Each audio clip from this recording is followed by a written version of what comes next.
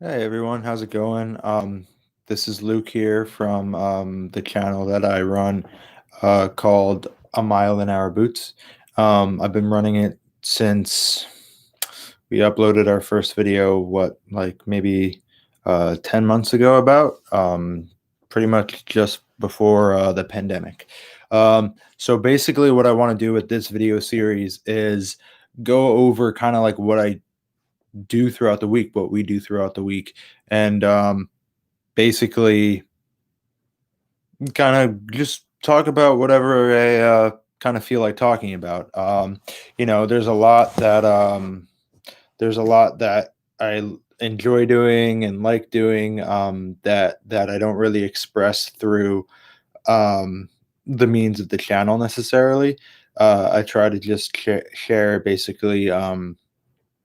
You know, going on little, day trips or hour trips, or like for instance, this past weekend, we took a stroll from this cabin that we started living in since last October, or this past October, 3 months ago.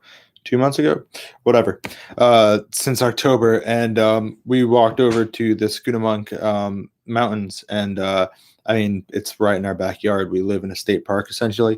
And then, there are other videos of us going a little bit further, whether that was a trip, like a road trip we took down, and that we were able to go to Natural Bridge State Park, or, other local cool historic things, or, getting our tree. I like showing what we do, as opposed to sitting here kind of and um, talking about, or show. I don't. What I'm trying to say is I'm not trying to make a specific show just about like movies or TV or books or comics or art, or I kind of wanted a week in review show where I can be like, hey, I drinking hot chocolate out of this mug that I made myself, or no, partner made this for me. Excuse me. But I'm drinking hot cocoa out of this, and I watched this week. Um, so basically, what I wanted to talk about on this first episode of My Telltale Week, um, I mean, that title within itself. I mean, I don't know if you can't really notice, but I have a few Edgar Allan Poe books up there. So maybe one day I'll talk about, um, my love of literature, and you know Edgar Allan Poe's, you know, poems basically, and stories. Um, but basically, this week I basically took in a lot of content, and whether that was shows or movies or books, and I'll just take a few minutes maybe to talk about each thing, and maybe, I don't know, in the future we can have a real discussion about that. Um, So, excuse me, got text. Um, so something I wanted to talk about was basically, so I have been reading a lot lately. I've been listening to books online, on with the Google Play Books app essentially. And I know a lot of people like Audible. I know that's might be the superior of the audiobook platforms. Sorry, I can't remember these words. First time doing this, by the way. So, we're gonna tweak it. But I use Google Play Books because I have mostly Google stuff, and it's more comfortable for me that way. So I've read a few books so far after the season that ended. I'm a farmer, like farming apprentice, but my season's over, so I'm just picking up side work and whatever, and I'm pretty much able to listen to movie or books and stuff throughout work. I help my partner out at her job, and pretty chill environment that I can listen to a lot of books. And so one book that I recently finished was Luke Arnold's The Last Smile in Cinder City. And so that book essentially follows a private investigator, a detective, in a noir kind of dark, um, toned universe where the magic is basically dead. And what I mean by that is there's fantasy creatures like you know, dragons are talked about, trolls and goblins and ogres and all that kind of stuff. But all these creatures that kind of derive through magical means, say like such as werewolves, the magic was taken away from that world. So, for instance, like the werewolf in the book, his name is Pete. Um, he's like this disformed guy. Basically, he's deformed now. Like he kind of looks a little bit like a dude, but he has like a scraggly tail that's like kind of hairless and stuff. Oh, it sounds like weird explaining it, but it's a really, really good book. I really enjoyed it, and as someone who loves noir crime dramas, and also loves stuff like Lord of the Rings and other fantasy, material. I thought that the way that Luke Arnold was able to put those two things together was really, really cool, and I can't wait to read the second one. I'm just kind of giving myself with books. I don't like to read the same kind of book back to back because I get kind of tired of certain things way too quick. So, for instance, I finished that book, listened to podcasts for a few days, listened to music for a few days, and then I just started another book yesterday, actually. Um, Star Wars Lost Stars. So I've heard a lot about this book, and it's very much like a young adult novel. And for those aspects of the romantic aspects, I could, give or take. I mean, nothing against a good love story, but it's not really why I'm reading Star Wars. But it's really interesting because it's set throughout the original trilogy, and so through the perspective of basically young Imperial cadets and officers, you're kind of getting. I'm only on chapter 10, but you kind of get the idea of what's going on from their perspective as opposed to a rebel's perspective, like Skywalker or Han Solo or Leia or Chewie. So that's pretty interesting. Vader just got into on the scene of things, and so I'm pretty sure this book is in canon. By the way, it is. So it's kind of cool to see that. Already, Grand Moff Tarkin has been in the book a couple times. He's been mentioned, and you've met him a few times in the book at this point. So it's kind of cool. And yeah, so back to Last Mile in Sunder City with Luke Arnold. How I got introduced to that book was I have been watching the show from Starz Black Sails, and which stars Luke Arnold, and I'm like, this guy's a pretty good actor. I want to see what else he's in. I know he's an Australian or New Zealand actor. And I found like, oh, he wrote this book. And as someone who really likes to read, I'm like, that's kind of interesting. And honestly, I didn't even know it was fantasy. I just knew he wrote it, and I was like, all right, cool, I'll listen to it. But I just finished that show the other day and the other night actually, and I don't understand how it doesn't get more praise. It was a really good show. Excuse me while I take a sip of hot cocoa.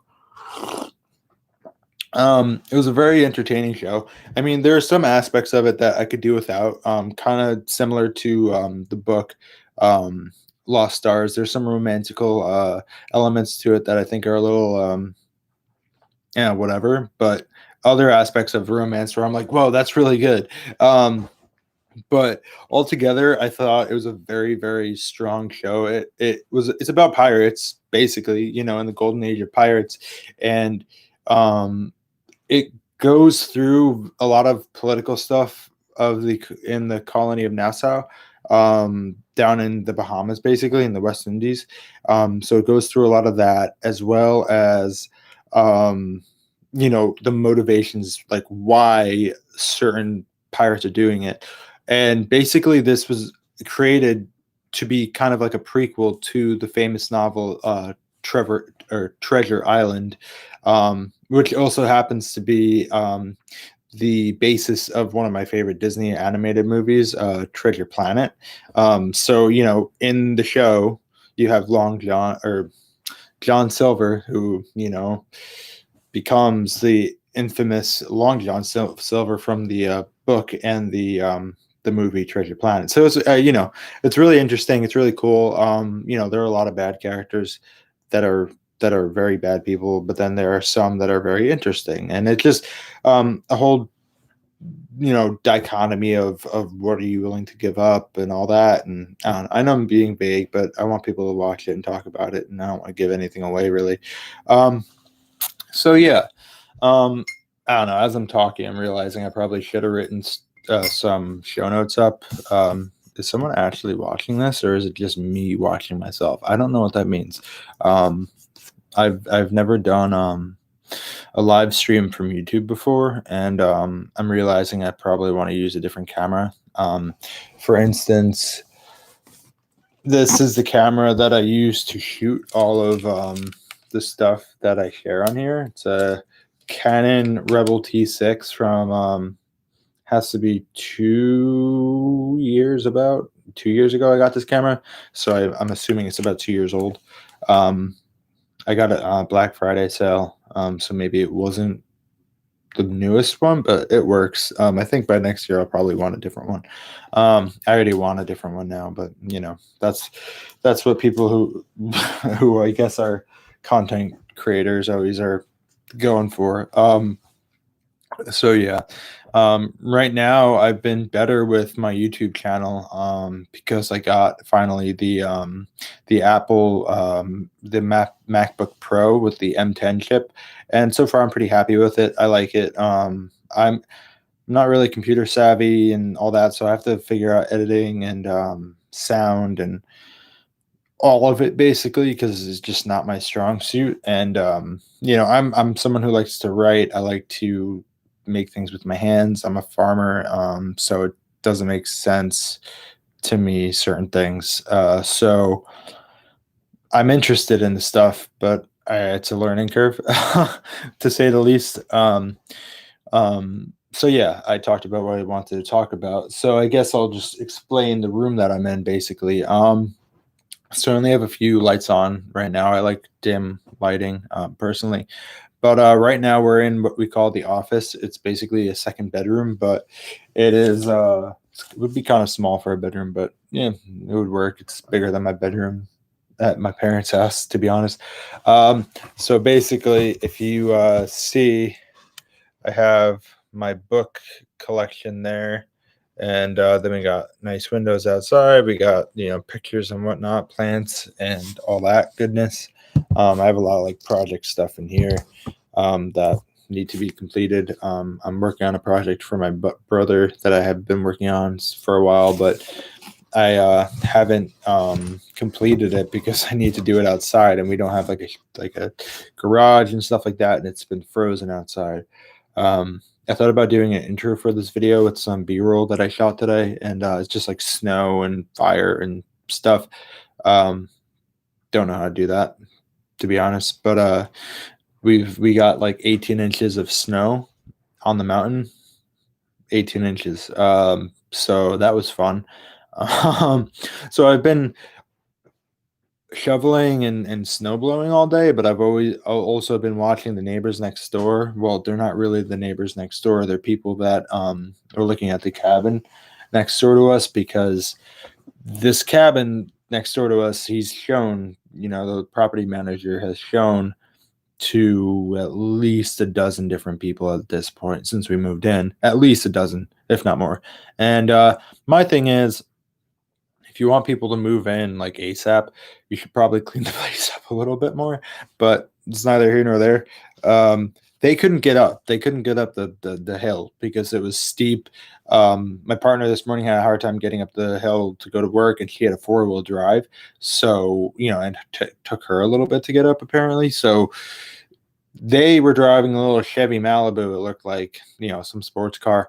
And yeah, it wasn't working. My property manager had to come and literally chain them to his pickup, which also had a hard time getting up, and pull them on up.